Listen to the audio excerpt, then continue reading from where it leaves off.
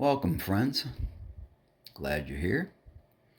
Today I'm going to show you how to tie this little fly. This is my rendition of a Brooks Stonefly nymph, a size 12. Probably one of the most productive flies I've used on the Trinity for fall and winter steelhead. So stay tuned and we'll go through the steps in tying this.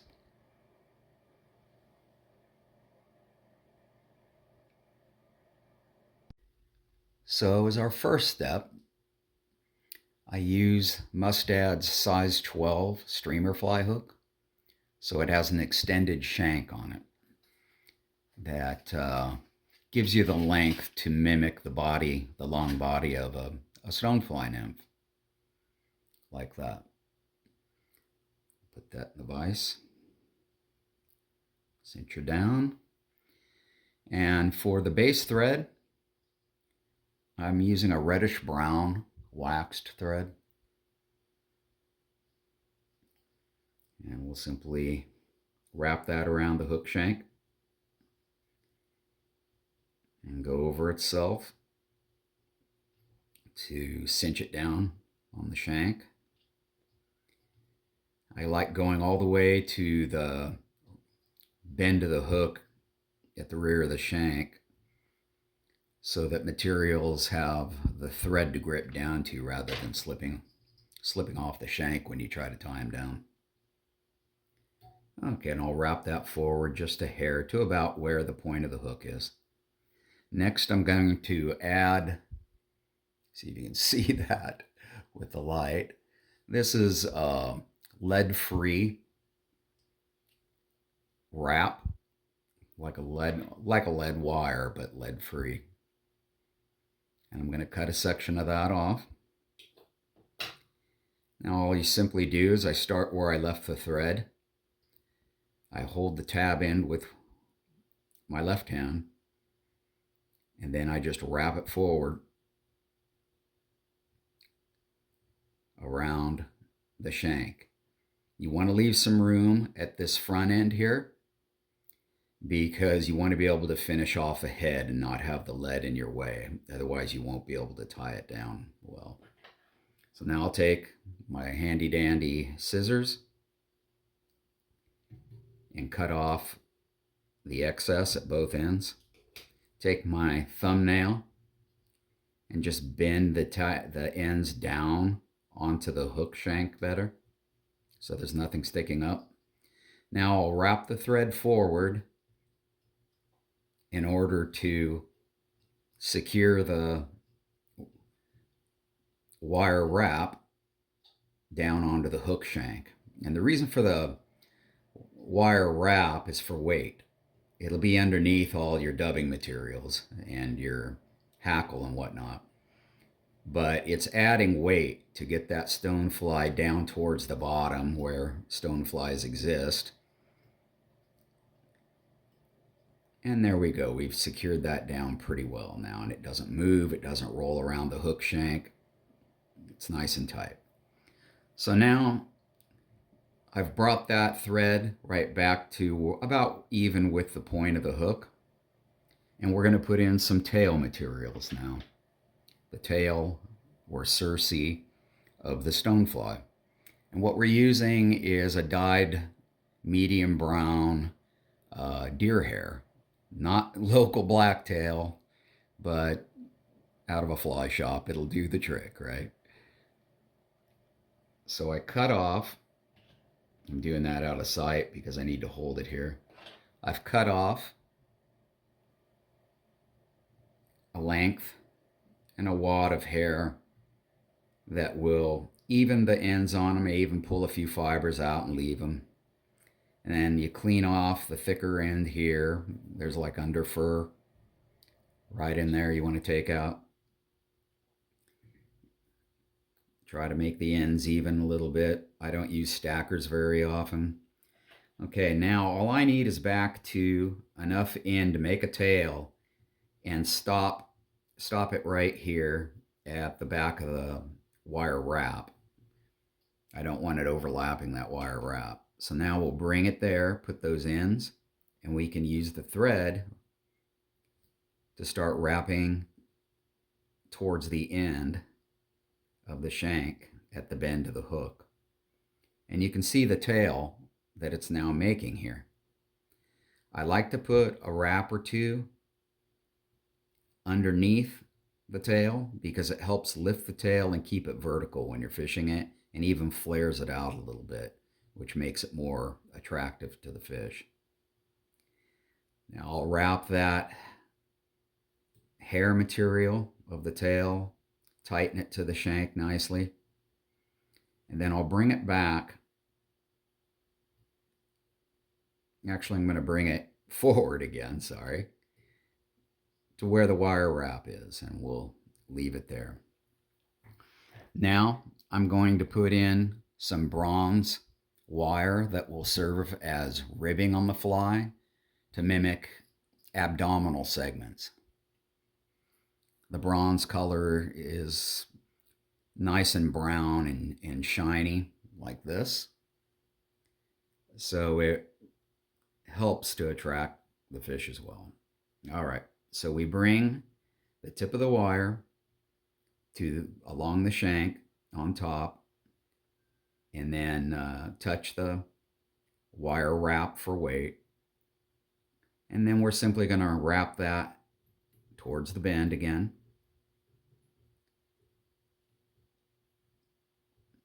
and stop about where you stopped with the wrap for the deer hair tail, and then bring it back forward.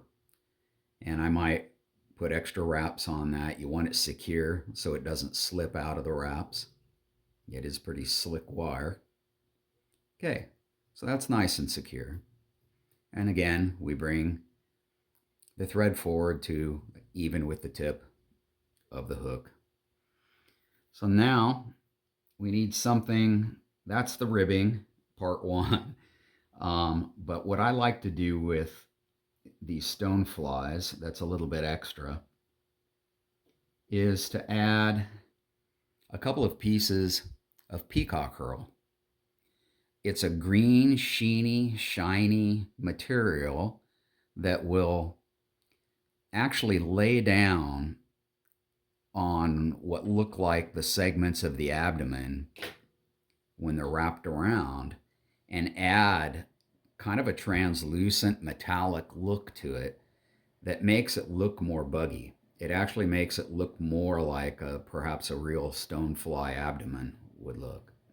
Without, you'll still have your bronze ribbing to hold this material down onto your dubbing for the abdomen. But that translucent metallic look really helps make the abdomen look more like a real stonefly. Okay, so now we have our ribbing materials, the wire and the peacock herl, attached. And what we're going to use now is a synthetic. I usually like to use natural materials, but I've really liked for these stoneflies this Burke's, I don't know if you can read that, it's Burke's Big Bug number 15 brown woolly bugger fly tying dubbing, and it's from Oregon Upstream Innovations in Portland, Oregon. So I've stuck it in an old film canister because it's just convenient that way. And I'll start taking pieces of that material out.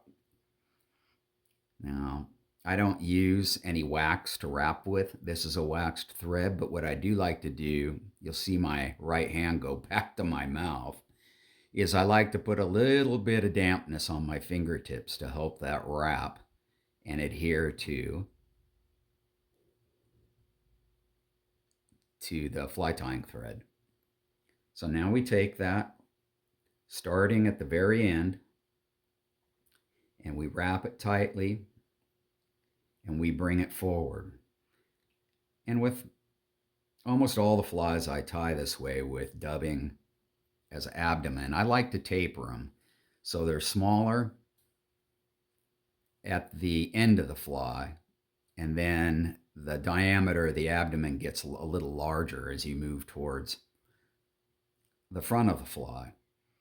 And the nice thing about the wire wrap there for weight is that it artificially helps that expand that diameter once you get there, like this, so that you're not using so much dubbing material to make that abdomen large up front, and you still have the nice weight to take it down to the bottom. Okay, so I'm wrapping this forward, and you're forming the abdomen with these wraps. This is like a brown, poly, shiny looking material here. Very buggy looking. I use all sorts of materials for dubbing. My favorites happen to be my old cat's underfur and my dog's underfur. They're very buggy. They catch a lot of air, and they're natural looking for fish. So I'll take it forward 2/3 of the way up the weight here, the wire wrap. You want to leave enough to make a thorax up front with hackle. So you're making legs with a piece of feather that you wrap around the hook. So I'll take it about this far forward, and that leaves room enough now for our thorax in front of the abdomen. So now, this is a little tricky because these hackle or these peacock herl fibers tend to break very easily at the end. So what I try to do is I'll make a wrap and then I'll put my finger on it. And you don't want to pull these super tight or you'll just break these peacock herls right off the hook. So don't have to be too perfect here. Sometimes I'll twist them. That may help. But you wrap it around to make a rib. I put my finger down to secure it so I'm not pulling too tight.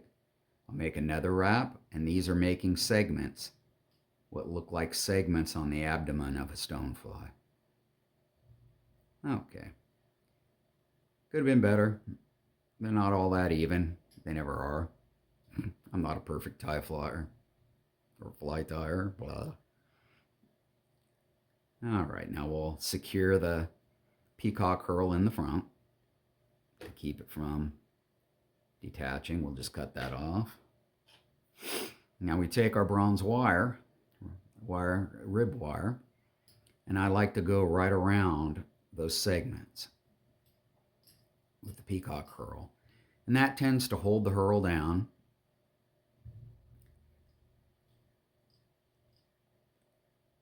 And accentuates the rib sections a little bit better. Could have left myself a little longer piece of wire here. With this particular time, usually I'll wrap them here and cut them off. I'm just going to wrap that around and secure the whole darn thing. So now the wire is secured pretty tight over the peacock herl here along the abdomen. So now we're going to take some brown, this is kind of reddish brown, ginger colored hackle. I've used a lot of the good stuff, so I'm taking some of this out of the end. So let me grab a piece off camera over here. And you want something like this that tapers well, so that it forms long legs in the front, and then you end up with shorter legs wrapping tight. Actually, it's longer legs towards the back. Well, let me show you. My first video, so you know, you get what you get. All right, I like to leave pieces of feather fiber here because it gives something for the thread to kind of wrap into and tighten down on without it just slipping the rib fiber of the feather out. It'll just help it adhere more with the thread. So we just wrap that in. you want to leave a little bit up here to form your head at. So don't, I'll wrap back over that and enlarge it. Okay, so now we have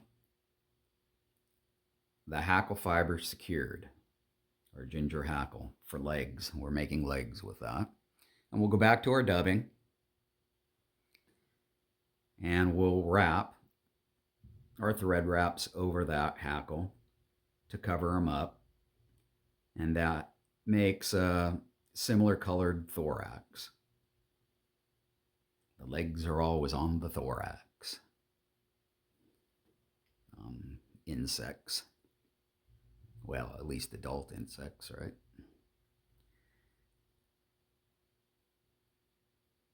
All right, that's pretty good. I'm still seeing a little metal ribbing in here, so I don't want that, or not ribbing, but the metal weight wire. You don't want to see any of that. So I'll put another wrap around that thorax. And now I've run out of dubbing. I'm going to wrap that thorax just to secure the dubbing down a little bit, and then bring my wrapping thread, or my fly tying thread, forward. See how I'm wrapping where a head would be, right up by the eye. Okay, so I've already formed a little bit of a head for the insect. And so now we can wrap this ginger hackle. These are little hackle pliers. We'll grab a hold of the hackle about midway, and now we can bring it underneath. At least that's how I do it. And then we'll put 3 to 5 wraps around, working forward on the thorax. So I made 4 there, and you can see I'm running out. So I'm going to take my thread and wrap it around before the hackle breaks, because sometimes these hackles do break when you're wrapping, and it's frustrating.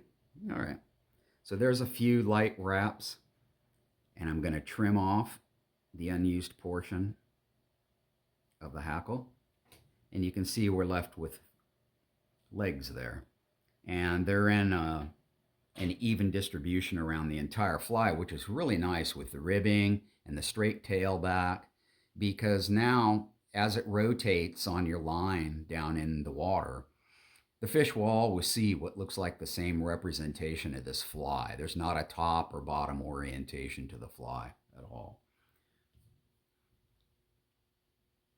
So now I'm going to pull my hackle back, and then I'm going to wrap more thread around where I finished off the hackle there to secure it tighter now. And now I'm forming a head. I like to build up a little head on these stoneflies to make it look more realistic. Stoneflies tend to have a pretty big head. And the reason this thread looks good in this fly is because of this reddish brown head now. It's part of picking the color of this material, or this fly tying thread, I'm sorry. There we go. So that's a decent looking head. And now I'll take my whip finisher, and you just pop that there, and give it 4 or 5 wraps to finish. Now we slip that out, and you pull and cinch down, and we snip off the excess thread, and there you go. There's the finished fly. And that is, again, it's kind of my version of a brook stonefly nymph, and I've caught big trout, from Wyoming to California on this fly. I started tying these in Wyoming for the North Platte River Canyon. And boy, it worked well down in there. Big stonefly habitat. So now we'll take some head cement. This particular cement by Loon is a water-based cement, but there's also standards like Flex Seal that is more of a solvent based. You have to have a thinner because that tends to harden up in the jar. It's kind of why I like the water based. So we'll brush the head with a generous amount of head cement, and voila, there we go. So the reason I keep a couple of needles handy here on these particular flies, a lot of flies, let's just look at a standard sewing needle, is if you get head cement down in the eye before it hardens, that's why this needle has head cement dried on it. You can clear the head out, and that way you're not fighting it on stream to put another hook tip through here to try to clean your eye out. So there's your finished fly. That's Doc's version of the Brooks Stonefly Nymph. You take it out.